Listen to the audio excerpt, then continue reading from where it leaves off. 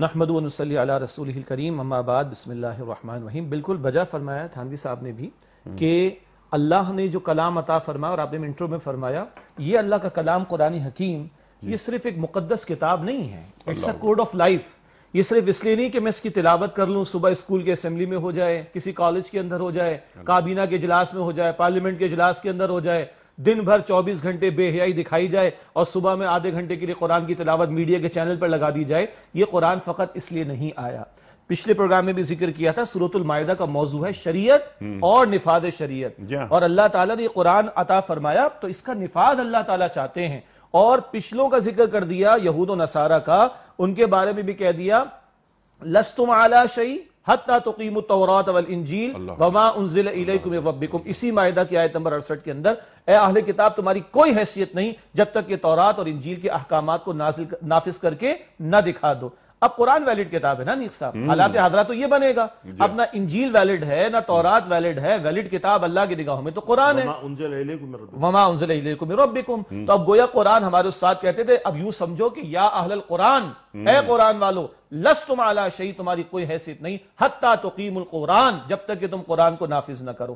ہاں بجا فرمایا آپ نے، اس کا آغاز تو میری ذات سے ہوگا۔ اس 5.5-6 فٹ کے وجود پر مجھے اختیار حاصل ہے۔ یہی قرآن کہتا ہے اقیم الصلاۃ، تو پارلیمنٹ نے مجھے کبھی نہیں روکا کہ میں نماز نہ پڑھوں، کبھی حکم نہیں دیا کہ نماز نہیں پڑھنی تم نے۔ اگر یہ قرآن کہتا ہے کہ سچ بولو، جیسے کہ آپ نے فرمایا، اس سورت کے آخر میں بھی سچائی کا ذکر آ رہا ہے، سورۃ مائدہ کے آخر میں قرآن کہتا ہے کہ ناپ تول میں کمی نہ کرو، قرآن کہتا ہے ماں باپ کا ادب کرو، قرآن کہتا ہے کہ مال حرام نہ کھاؤ، قرآن کہتا ہے کہ خیانت نہ کرو۔ ان امور میں تو مجھے اختیار حاصل ہے نا۔ اگر میں ان مواقع پر، اس انڈیویجول کیپیسٹی کے اندر اگر اللہ کے احکامات پر عمل نہیں کر رہا، تو پھر من لم یحکم بما انزل اللہ فاولئک هم الکافرون فاولئک هم الظالمون فاولئک هم الفاسقون۔ جو اللہ کے نازل کردہ کلام کے مطابق فیصلے نہیں کر رہے، وہی کفر کر رہے ہیں عملاً، وہی ظلم کر رہے ہیں، ظلم کا لفظ قرآن میں شرک کے لیے بھی آتا ہے، اور وہی فسق یعنی نافرمانی کر رہے ہیں۔ تو پہلا تو میں حکمراں ہوں نا، اس وجود پر تو میری حکمرانی چلتی ہے، یہاں پر میرا آرڈیننس چلتا ہے، یہاں پر میرا بل چلتا ہے، یہاں پر میرا پروسیجر چلتا ہے، یہاں پر میرا لا چلتا ہے۔ تو اس دائرے کار میں تو میرے رب نے جو مجھ سے تقاضا کیا، دین اینڈ دیئر فوراً مجھے عمل کرنا چاہیے۔ پھر میرا گھر ہوگا، اگر میں بڑا بنتا ہوں شوہر ہونے کے ناطے، میں بڑا بنتا ہوں باپ ہونے کے ناطے، تو کیا گھر میں نے اللہ کو بڑا کر رکھا ہے؟ اللہ کی بڑائی کا نفاذ، وہاں بھی میرا دائرہ اختیار چلتا ہے۔ اس طرح بڑھتے بڑھتے بڑھتے اب آئیے نظام کی سطح پر، ہم نے طے کر کے رکھا ہوا ہے سوورنٹی بلانگس ٹو اللہ سبحانہ وتعالی، اس ملک میں حاکمیت اعلی اللہ کے لیے ہے۔ ہم نے طے کر کے رکھا ہوا ہے آبجیکٹو ریزولوشن کے اندر، قرارداد مقاصد 1949، no legislation would be made repugnant with Quran and Sunnah۔ اس ملک میں کوئی قانون سازی قرآن و سنت کے خلاف نہیں ہوگی۔ ہمارا ممبر آف پارلیمنٹ آ کے بیٹھتا ہے تو اللہ کو گواہ بناتا ہے، میں نظریہ پاکستان کے ساتھ وفادار رہوں گا۔ او بھائی وہ بابا، نظریہ پاکستان کدھر ہے؟ تم نے سود کو حلال کر رکھا ہے، تم نے شراب کو حلال کر رکھا ہے، تم نے جوئے کی اجازت دے رکھی ہے، تم نے فحاشی عریانی کی اجازت دے رکھی ہے۔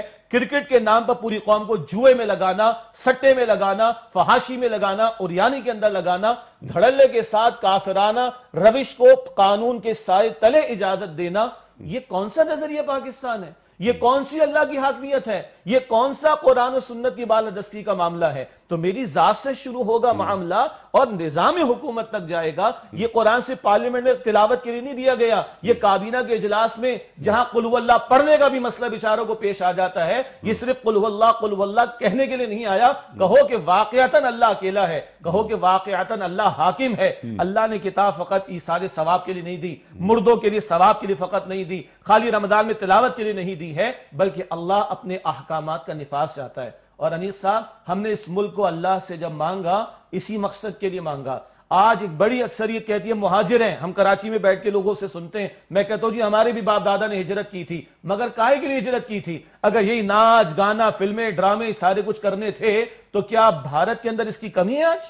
اگر آج اللہ کے احکامات کو پامال کرنا تھا، اللہ سے سود کے معاملے کو جاری رکھ کے جنگ کرنی تھی، بے حیائی کو فحاشی کو پھیلا کر دنیا اور آخرت کے عذاب کو دعوت دینی تھی، تو کیا بھارت میں آج، انڈیا میں آج اس کی کوئی کمی رہ گئی؟ ہم کیا کر رہے ہیں اللہ کے ساتھ؟ تو بہرحال ایز اے فرد بھی میں جواب دہ ہوں اور ایز اے قوم بھی میں جواب دہ۔ ایک بات میں شیئر کر لوں، یہ پانی کا گلاس ہمارے سامنے رکھا ہوا ہے، انیس صاحب میرے گھر میں گلاس ٹوٹتا ہے، مجھے اپنے بچے پر غصہ آ جاتا ہے، اپنے لخت جگر کو میں پیٹنا شروع کر دیتا ہوں۔ اس گلاس کی تو قدر ہے، اللہ کے کلام کی قدر ہے میری نگاہوں میں؟ اللہ کا حکم ٹوٹتا ہو، اللہ کی شریعت پامال ہوتی ہو۔ اے خاصہ خاصان رسل وقت دعا ہے، امت پہ تیری آ کے عجب وقت پڑا ہے۔ وہ دین جو بڑی شان سے نکلا تھا وطن سے، پردیس سے آج غریب الغربا ہے۔ تھانوی صاحب نے بجا فرمایا، جج کہتے صاحب میں اللہ کی کتاب کے مطابق تمہیں فیصلہ نہیں دے سکتا، میں تو انگریز کے قانون کے مطابق دوں گا۔ اسلام کے نام پر لیے جانے والے ملک میں جج یہ بیٹھ کے کہہ رہا ہو انا للہ و انا الیہ راجعون، تو یہ آیات ہمارے لیے بھی ہیں۔ حذیفہ رضی اللہ تعالیٰ عنہ سے پوچھا تھا کسی نے، حذیفہ یہ آیتیں تو بنی اسرائیل کے لیے ہے نا؟ تو حذیفہ رضی اللہ تعالیٰ فرمایا کہ ہاں بنی اسرائیل تمہارے بڑے اچھے کزنز، بڑے اچھے بھائی ہیں، میٹھا میٹھا تمہارے لیے، کڑوا کڑوا ان کے لیے، قطعا نہیں۔ پہلے انہیں کتاب دی گئی، انہوں نے نافذ نہ کیا، تو یہ ساری وعیدیں ان کے لیے۔ آج تمہیں ہمیں کتاب عطا ہوئی، تم اور ہم نافذ نہ کریں، تو یہ ڈراوے ہمارے لیے بھی ہیں۔ اللہ ہمیں سمجھ کی توفیق اور عمل کی توفیق عطا